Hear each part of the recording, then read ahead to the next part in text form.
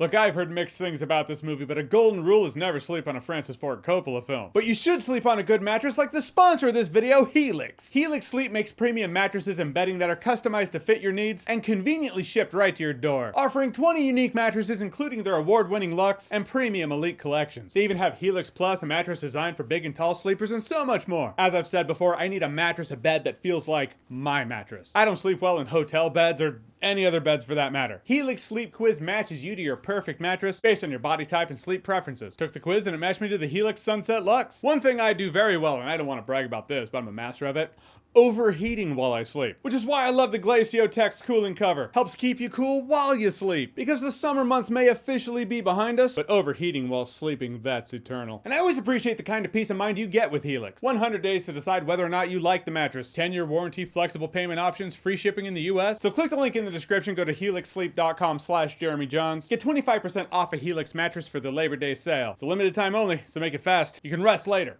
on your mattress. And now, so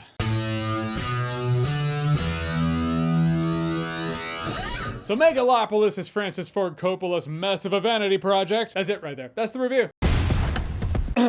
Starting from the top, Megalopolis is a fable directed by legendary director Francis Ford Coppola, director of The Godfather, Apocalypse Now, Bram Stoker's Dracula, to name a few. It takes place in New Rome, which as far as I can tell is pretty much New York, but as this movie is an allegory, a cautionary tale for America, the comparison between the Roman Empire and America, it's a comparison about as old as America itself. Roman Empire fell, so we basically have a film coated in imagery, allegory, double meaning. Allegory aside, simplified, the plot is Adam Driver plays a guy named Caesar who's an architect who has this super element that he can use to create a utopia, but he's getting pushback from the mayor and people in power who don't want that. They don't want things to change. And I'll say this, the first half of this movie, I was actually digging it. I felt what he was spinning here. He had a lot to say about society, people, human nature, social media, all the things that makes my old man energy go, all right, let's do this. I can only see and perceive what I think the double meaning going on is. It would kind of make my day if Francis Ford Coppola comes out and he's like, I wasn't saying anything. I just wanted to tell a magical fantasy movie that took place in a city. Rip my face off and call me Havoc, I don't know. Guess the thought of that kind of chaos amuses me. But I felt such themes in the first half of the movie were more generalized, you know? Most people watching it will see it. Reporter lady in bed with someone who's in power. Oh.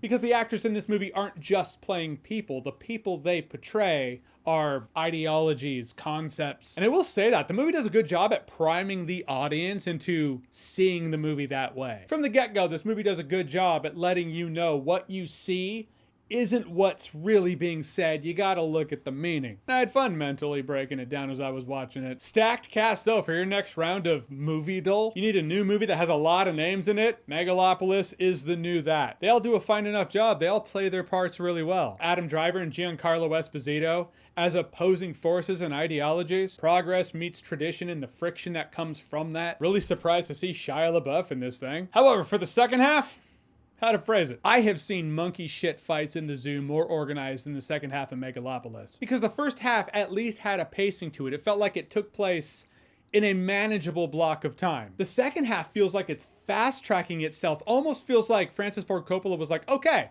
so this 6-hour epic I want to make, and someone was like, it's not going to be 6 hours. 2 hours 15, around there. Some characters who were main characters just kind of disappear for a bit. And not in that now we're concentrating on other characters kind of way, but in that were they forgotten kind of way. Megalopolis feels like there are pieces missing. Whatever the first half of Megalopolis was setting up, the second half definitely didn't stick the landing. Even in the first half, if you want to take it at face value, it's a love story. The Adam Driver character, the concept of progress, who wants to make his utopia, is now in love with the daughter of his opposition, who plays the concept of the traditional way things have been done. That whole thing poses an interesting question. All right, progress, but what is progress? Does anyone get hurt in the process of progress? Is a utopia truly a utopia? Is it deserving of the name? Do the ends justify the means? Second half, I feel like the movie is like, oh, was I going somewhere with that?